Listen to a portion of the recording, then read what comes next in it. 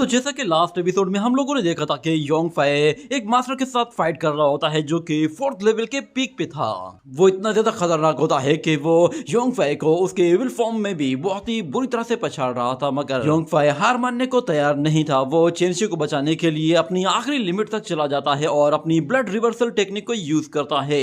ये टेक्निक इतनी खतरनाक होती है कि इसके साथ योंग फाई 7 पावरफुल अटैक्स कर सकता है, मगर इस पावरफुल टेक्निक को यूज करने की वजह से योंग फाई की अपनी जान दांव पर लग गई थी, मगर उसे इस चीज की कोई परवाह नहीं थी। वो बस चेंशी को बचाना चाहता था और उसके लिए वो उस टेक्निक को यूज करते हुए एक के बाद एक पावरफुल अटैक्स करना शुरू कर देता है। जब वो अपनी रिवर्सल टेक्निक को यूज करता है तो उस 4th लेवल मास्टर के भी होश उड़ जाते हैं, क्योंकि वो अटैक इतने ज्यादा ताकतवर होते हैं कि वो मास्टर अपने सारे ट्रेजर्स यूज कर लेता है, मगर उसके बावजूद भी वो योंग फाई के अटैक्स को नहीं रोक पाता। और एक अटैक तो इतना खतरनाक होता है कि वो डायरेक्टली जाकर उसे हिट कर जाता है, जो कि उसके सारे बैरियर्स को तोड़ कर जाके लगा था, जिसकी वजह से उस अटैक का इम्पैक्ट थोड़ा सा कम हो गया था। मगर वो मास्टर इतना इंजर्ड हो चुका था कि वो अब योंग फाई के साथ फाइट करने के लायक नहीं रहा था। और इतने में फिर वहां पर डोंग डोंग आता है तो उसे वहां पर देखते ही वो मास्टर भागने की कोशिश करता है, मगर योंग फाई डोंग डोंग के साथ मिलकर उस मास्टर को हमेशा के लिए खत्म कर देता है। जिसके बाद हर जगह योंग फाई के चर्चे होते हैं और लोग उसकी तारीफें कर रहे होते हैं और एक दूसरे को बता रहे होते हैं कि क्या तुमने सुना कि एक 3rd लेवल के यंग वॉरियर ने एक 4th लेवल पीक मास्टर को बहुत ही बुरी तरह से मारा है। उसकी पावर सच में बहुत ही लाजवाब है। कहा जा रहा है कि वो अपनी ब्लड रिवर्सल टेक्निक के साथ 7 इनकार्नेशंस को क्रिएट कर सकता है। सिर्फ यही नहीं बल्कि इस टेक्निक को यूज करने की वजह से वो मर जाता है और फिर दोबारा से जिंदा भी हो जाता है। तो फिर दूसरा बंदा कहता है आखिर कोई बंदा एक्सटर्नल इनकार्नेशंस को कैसे क्रिएट कर सकता है। और वहीं पे ही हमें एक और जगह दिखाया जाता है कि एक ओल्ड मैन एक यंग लड़की के साथ बैठा हुआ होता है और वो उस यंग लड़की से कहता है कि इसका मतलब है कि वो लेजेंडरी कमान अपीयर हो चुकी है। तो वो लड़की कहती है कि मास्टर वो कमान वापस नहीं आई, बल्कि उसके साथ एक वॉरियर भी ऐसा आया है कि जो पूरी दुनिया में फेमस हो चुका है। उसका नाम योंग फाई है। ये सुनते ही वो मास्टर कहता है कि ईस्टर्न मार्शल आर्ट बहुत लंबे टाइम से बैकवर्ड हो गया था, मगर लगता है कि शायद अब उसके उभरने का वक्त आ गया है। मगर बदकिस्मती की बात यह है कि ईस्टर्न मार्शल आर्ट यहाँ पर एक कमजोर लड़के के जरिए उभर रहा है। लगता है कि शायद मुझे वेस्टर्न कल्टीवेशन को अब और भी अच्छी तरीके से जानना होगा, क्योंकि ईस्टर्न कल्टीवेशन अब दोबारा से अपनी ग्लोरी को हासिल करने के लिए अपना जोर लगा रही है। मगर बदकिस्मती ये है कि ईस्टर्न कल्टीवेशन एक यंग लड़के के जरिए उभर रही है, तो ये चीज उस यंग लड़के के लिए बहुत ही ज्यादा खतरनाक है, क्योंकि इतनी यंग एज में इतना ज्यादा फेमस होना कोई ब्लेसिंग नहीं बल्कि। और फिर दूसरी तरफ हमें दिखाया जाता है योंग फाई को। वो अभी नहा रहा होता है और वो कहता है कि फादर ने कहा था कि ब्लड रिवर्सल टेक्निक को यूज करने के बाद अगर कोई शख्स मरता नहीं है तो उसकी लाइफ एनर्जी एक मर्तबा डेड होकर दोबारा से रिवाइव हो जाती है और कल्टीवेशन को और भी ज्यादा प्रोग्रेस देती है, जिससे वो कल्टीवेटर अपना एक और ब्रेक थ्रू कर सकता है। मगर मेरे मामले में ये सब कुछ बिल्कुल डिफरेंट हो रहा है। मैंने कोई भी ब्रेक थ्रू नहीं किया है। अगर मैं ये सब कुछ दोबारा से दोहराता हूँ तो मुझे लगता है कि शायद मुझे इस बार रिवाइव होने का चांस तक नहीं मिलेगा। इतने में फिर उसी पानी के अंदर से डोंग डोंग बाहर निकलता है और कहता है कि आखिर हम लोग कब तक यहाँ पे नहाते रहेंगे, मुझे बहुत भूख लगी है। तो योंग फाई कहता है ठीक है हम लोग जाते हैं और जाकर चेंची के लिए भी कुछ खाने को ले आते हैं, मगर हमें जरा संभल कर रहना होगा, हमारे लिए खतरे बढ़ते जा रहे हैं और वैसे भी मुझे अपनी ब्रीथ को स्टेबल करना है, क्योंकि मेरा डिमोनिक नेचर वो मेरी बॉडी पर पूरी तरह से हावी हो गया था। अब मुझे उसे सप्रेस करना होगा। ये सुनते ही डोंग डोंग चेंशी को लेकर उड़ते हुए चला जाता है और अचानक फिर कुछ आग के गोले उन लोगों की तरफ आने लगते हैं। तो योंग फाई उन्हें देख लेता है और फौरन से पानी से बाहर निकलते ही अपनी सोट के साथ उन्हें डिस्ट्रॉय कर देता है। वहां पर असल में कुछ मास्क मैन आ गए थे जो कि योंग फाई को मारना चाहते थे, मगर योंग फाई फौरन से उन्हें देखकर अपने कपड़े पहन लेता है और उन लोगों से कहता है कि तुम लोग हो कौन। मगर एक मास्कमैन कहता है कि इस लड़के ने पहले ही अपनी सीक्रेट टेक्निक यूज कर दी है, तो ये अभी बहुत ज्यादा कमजोर हो चुका होगा। ये कहने के साथ वो अपनी आइस थ्रोन टेक्निक को यूज करते हुए योंग फाई को कैप्चर करने की कोशिश करता है। तो योंग फाई फौरन से उन अटैक्स को डॉज करते हुए उनके बीच से निकलकर उन्हें तोड़ते हुए बहुत ही तेजी से उन लोगों की तरफ आगे बढ़ रहा होता है और उनसे कहता है कि लगता है कि तुम लोगों ने मेरे बारे में बहुत कुछ सुन रखा है। ये कहते ही वो एक सोड अटैक के साथ एक वॉरियर को वहीं पर ही टपका देता है, जिस पर दूसरा वॉरियर काफी ज्यादा डर जाता है और कहता है कि इसने तो काफी जल्दी रिकवर कर लिया है, इसका मतलब है कि ये दोबारा से खतरनाक हो सकता है, हमें यहाँ से भागना होगा। ये कहने के साथ वो लोग जैसे ही वहां से भागने लगते हैं तो योंगफाई कहता है कि तुम्हें इतनी क्या जल्दी है। ये कहने के साथ वो अपने जायंट स्पिरिचुअल हैंड के साथ एक वॉरियर को पकड़कर वापस अपनी तरफ खींच लेता है और दूसरा वॉरियर भागते हुए कहता है कि तुम बस रुको और इंतजार करो, तुम्हारा बहुत बुरा हशर होगा। मगर यहाँ पर योंगफाई कहता है कि तुम्हें किसने कहा कि मैं तुम्हें जाने दूंगा। ये कहने के साथ ही योंगफाई उस पकड़े हुए वॉरियर के ऊपर अपना पैर रखकर उसे नीचे गिराता है तो वो वॉरियर कहता है आखिर तुम मेरे साथ क्या करना चाहते हो। मगर फिर अगले सीन में हम देखते हैं कि योंगफाई अपनी स्वॉर्ड उसी वॉरियर के पीछे घुसा देता है और उसे उड़ाते हुए अपने साथ ले जा रहा होता है। शहर में मौजूद लोग जब ये देखते हैं तो वो कहते हैं कि अरे ये क्या ये कोई बीस्ट था, ये किस तरह का बीस्ट है। तो दूसरा बंदा कहता है कि शायद इसके ऊपर इसका मास्टर खड़ा हुआ है। मगर कुछ लोग कह रहे होते हैं कि ये किसी बीस्ट की तरह तो नहीं लग रहा, ये असल में एक शख्स है। योंगफाई अपनी उस सोट के साथ उस वॉरियर के ऊपर खड़ा हुआ होता है और उस पहले वाले वॉरियर का पीछा कर रहा था। जब वो लोग उस पहले वाले वॉरियर के करीब पहुंच जाते हैं तो ये देखते ही वो पहले वाला वॉरियर और भी ज्यादा तेजी से भागने लगता है। मगर यहाँ पर योंगफाई उसका पीछा करते करते उस ओल्ड मैन और उस लड़की के बिल्कुल पास से होके गुजरता है, जिस पर वो ओल्ड मैन भी हैरान रह जाता है। और योंगफाई जैसे ही उस पहले वाले वॉरियर के पास पहुंच जाता है तो उससे कहता है कि तुम्हें मारने के लिए तो मेरा ये कमजोर सा वेपन ही काफी है। ये कहने के साथ वो जिस वॉरियर के ऊपर खड़ा हुआ था उसी को जोर से किक मारते हुए उस दूसरे वाले के ऊपर दे मारता है, जिसके साथ दोनों ही सीधा एक घर पर जा टकराते हैं। योंगफाई वापस नीचे आ जाता है और कहता है कि ये जगह मुझे कुछ खतरनाक लग रही है, मेरे ख्याल से हमें जल्द से जल्द वापस जाना चाहिए। चेंशी को प्रोटेक्ट करने के लिए हमें उसे शेनलान अकेडमी में छोड़ना होगा। मगर इतने में एक सोर्ड उसके बिल्कुल पास से होकर गुजर जाती है, जिस पर योंगफाई भी हैरान हो जाता है और वो उस सोर्ड की तरफ देखता है तो वो सोर्ड उसे कुछ जानी पहचानी लग रही थी, जिस पर वो कहता है कि ये तो ज़ाओलू सोर्ड है। और वहां पे हमें एक और मास्कमैन को आते हुए दिखाया जाता है। योंगफाई उसकी तरफ पलटकर देखता है, वो वॉरियर असल में एक लड़की थी। उसे देखते ही योंगफाई को लगा कि शायद ये मेंग लियार है, जिस पर वो उससे कहता है कि क्या तुम मेंग लियार हो। ये सुनते ही अचानक उस लड़के को कुछ फील होता है, जिसके बाद हमें उसके माइंड स्पेस में दिखाया जाता है कि वो असल में मेंग लियार ही होती है, मगर उसके अंदर मौजूद विल स्पिरिट वो उसे कंट्रोल कर रही थी। और वो उससे कहती है कि तुमने पहले ही तय कर लिया है कि तुम मेरे साथ किस तरह डील करोगी, उसके बाद तुम अब पीछे नहीं हट सकती। पास्ट में जो कुछ भी हुआ है उसे भूल जाओ, हम दोनों अब एक हो चुके हैं, हमारा मकसद भी बिल्कुल एक ही है। जिसके बाद हम उसके माइंड स्पेस से बाहर आते हैं तो यहाँ पर योंगफाई उससे कहता है कि आखिर तुम यहाँ पे आई ही क्यों हो। तो वो लड़की कहती है कि मैं यहाँ पर तुम्हारी मौत बनकर आई हूँ। ये बात योंगफाई को हैरान कर देती है, मगर वो लड़की जैसे अपनी बॉडी से बहुत ज्यादा एनर्जी रिलीज करती है तो योंगफाई उससे फौरन से पीछे हट जाता है और कहता है कि आखिर ये मुझ पर अटैक क्यों करना चाहती है। इस तरफ हम देखते हैं कि मेंग लियार वो अपनी पावर का इस्तेमाल करते हुए बहुत सारे रिंग्स उसकी तरफ थ्रो करती है।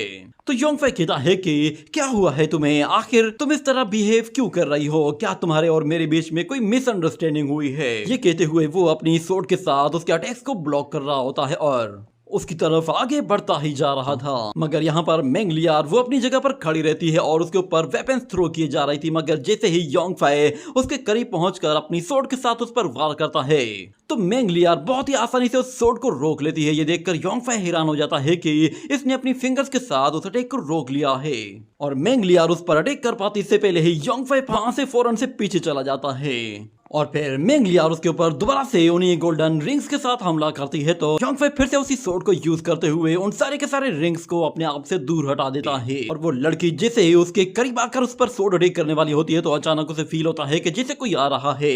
उसका ध्यान बढ़ते ही योंगफाई उस पर पलटवार करते ही उसे वहां से पीछे धकेल देता है और हमें दिखाया जाता है कि वहां पर डोंग डोंग वापस आ चुका था। ये देखते ही मेंग लियार कहती है कि इस बार मैं तुम्हें छोड़ रही हूँ। ये कहने के साथ वो अपनी स्वॉर्ड एनर्जी को चार्ज करते ही मल्टीपल स्वॉर्ड सीधा डोंग डोंग और चेंशी की तरफ थ्रो करती है तो ये देखते ही योंगफाई फौरन से उन लोगों की तरफ जाते हुए उन स्वॉर्ड्स को रोकने के लिए अपनी स्वॉर्ड के साथ एक जोरदार एनर्जी रिलीज करते ही एक जोरदार ब्लास्ट करता है और चेंशी बहुत ज्यादा डर गई थी कि शायद योंगफाई को कुछ हो जाएगा, मगर डोंग डोंग उसे फौरन से अपनी पीठ पर कैच कर लेता है और वो मेंग लियार से कहता है कि तुम भाग कर आई हो। मगर यहाँ पर योंगफाई कहता है कि इसके साथ जरूर कुछ ना कुछ गड़बड़ है, मगर वो डोंग डोंग को कहता है कि ये जगह सेफ नहीं है, हमें यहाँ से जल्द जाना चाहिए, हमारे लिए सबसे सेफ जगह सिर्फ शेनलान एकेडमी है। और यहाँ पर मेंगलियार वो अपना मास्क उतारती है और कहती है कि योंगफाई मैं तुम्हें इस बार छोड़ रही हूँ। मगर उसके अंदर मौजूद वो स्पिरिट कहती है कि आखिर तुम में प्रॉब्लम क्या है, तुम इतना हिचकिचा क्यों रही हो? तुम जानती भी हो ना कि हम दोनों अभी एक हो चुके हैं, तो अब हमारा मकसद भी एक ही है, इसलिए अब किसी भी मामले में हिचकिचाना नहीं है। बस हमेशा याद रखो कि तुम क्या हो,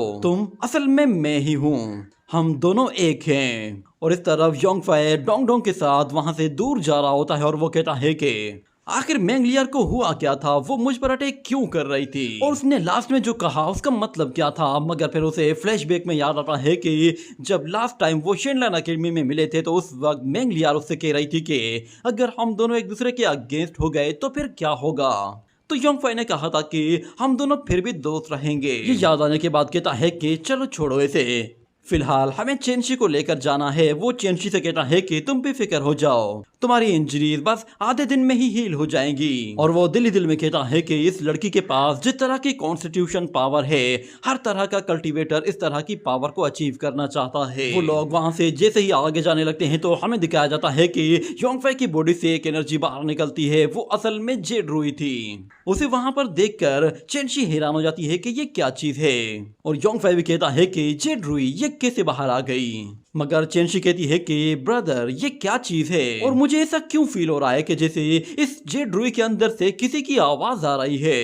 ये सुनकर योंगफाई को भी झटका सा लगता है और वो कहता है कि क्या तुम इसकी आवाज सुन सकती हो, क्या तुम सुनकर बता सकती हो कि इसके अंदर से क्या आवाज आ रही है। तो फिर चेंशी दोबारा से सुनती है और वो कहती है कि इसके अंदर से किसी लड़की की आवाज आ रही है, पर वो क्या कह रही है मुझे कुछ समझ में नहीं आ रहा।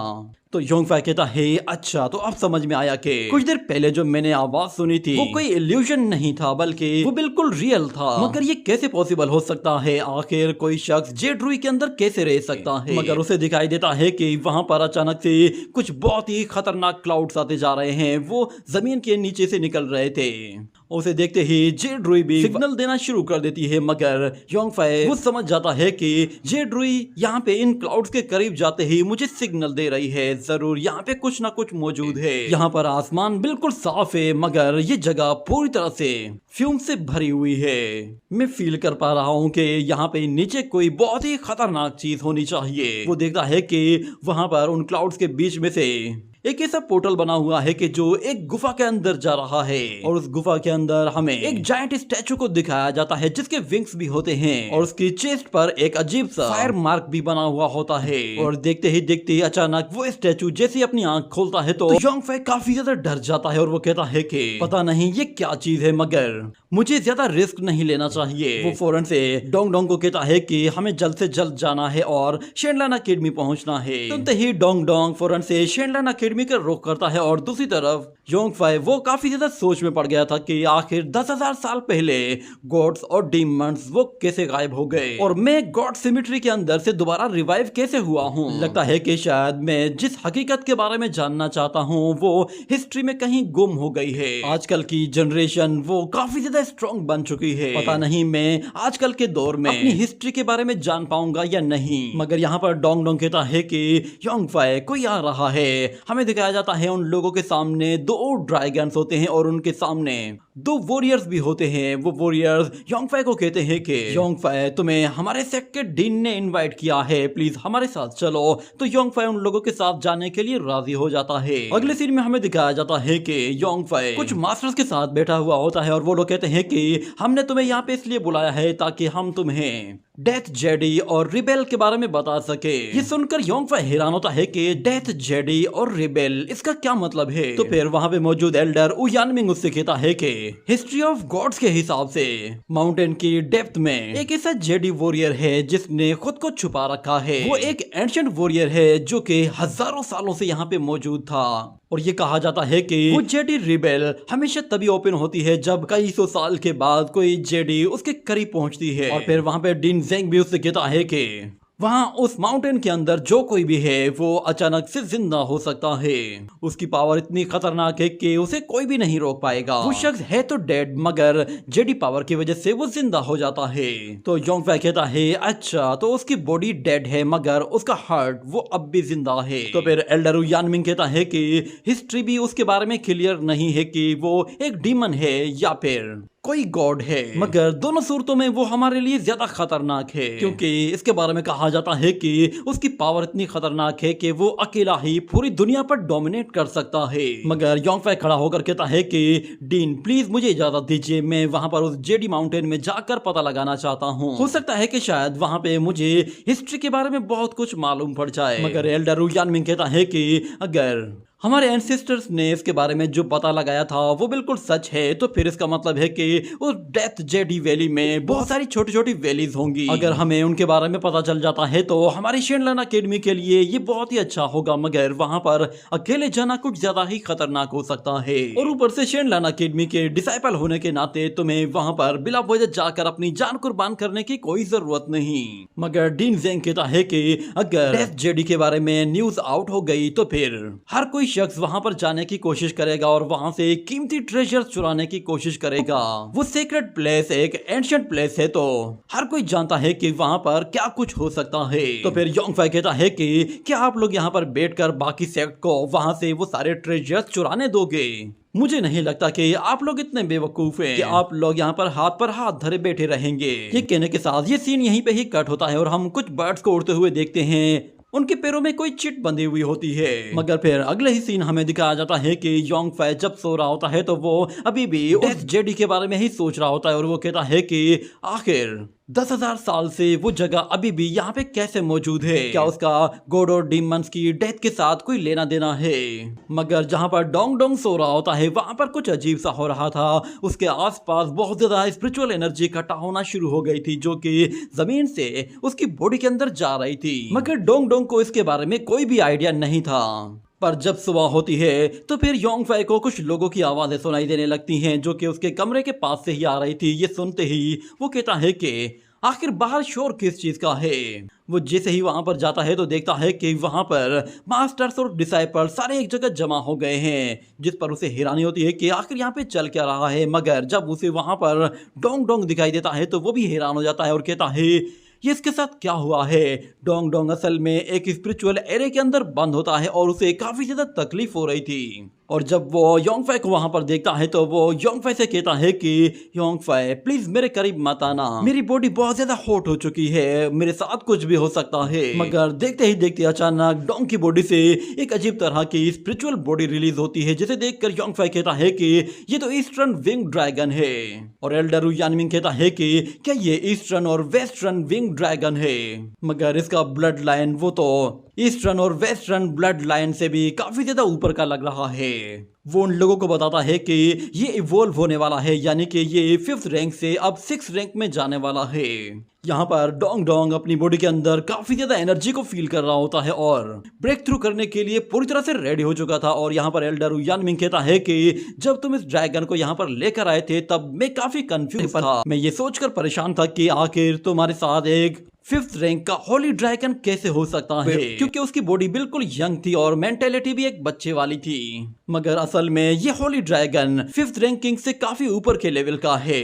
शायद ये जब दोबारा से निर्वाणा एग में गया होगा तो इसकी मेमोरीज वो इसके साथ सील हो गई होंगी। और यहाँ पर डोंग डोंग जैसे ही इवॉल्व होने लगता है तो उसे देखकर सब लोग काफी ज्यादा हैरान होते हैं और कहते हैं कि ये तो एक ट्रू ईस्टर्न ड्रैगन है। मगर दूसरा बंदा कहता है कि नहीं, ये एक डिवाइन ड्रैगन है। यहाँ पर हम देखते हैं डोंग डोंग की बॉडी बिल्कुल चेंज होती जा रही थी, वो अब पूरी तरह से गोल्डन कलर का हो चुका था। और फिर एल्डर यानमिंग कहता है कि जब भी कोई कल्टीवेटर थंडर ट्राइबुलेशन लेवल के पास पहुंच जाता है तो उसे थंडर ट्राइबुलेशन को फेस करना पड़ता है। इसी तरह ही जब कोई बीस्ट इवॉल्व होता है तो फिर उसे भी थंडर ट्राइबुलेशन को फेस करना पड़ता है।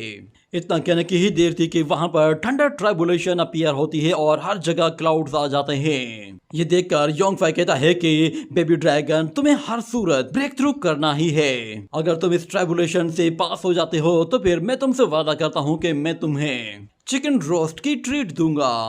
ये सुनते ही यहाँ पर डोंग डोंग वो उस थंडर लाइटनिंग से टकराता है तो वो फर्स्ट ट्राइबुलेशन अटैक को आसानी से झेल लेता है। मगर दूसरा थंडर ट्राइबुलेशन अटैक अब पहले वाले से ज्यादा ताकतवर होने वाला था, तो इसीलिए डोंग डोंग वहां से पीछे चला जाता है। और जब वो थंडर ट्राइबुलेशन उसके ऊपर गिरने लगती है तो डोंग डोंग अपने मुंह से एक बहुत ही खतरनाक एनर्जी अटैक करते हुए उस अटैक को डिस्ट्रॉय करके खुद को बचा लेता है।